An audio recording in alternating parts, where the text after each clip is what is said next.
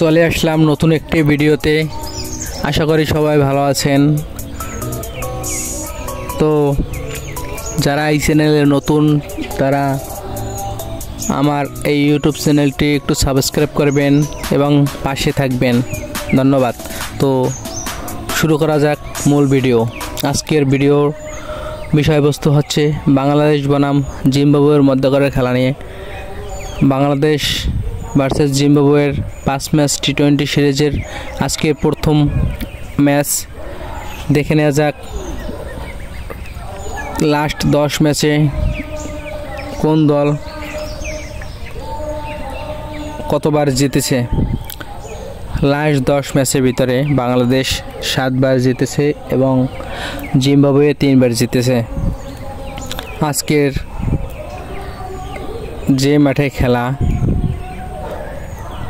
ওই মাঠের first innings average 150 এবং second innings average 127, highest total 207, lowest total 39, highest chase 190, lowest defence 119 run. যাই হোক, এটা হচ্ছে পেস উইকেট।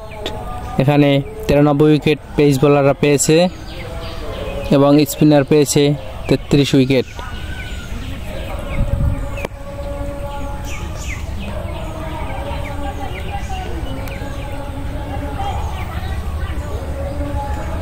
তানজিম হাসান সাকিব আজকে টপ পিক।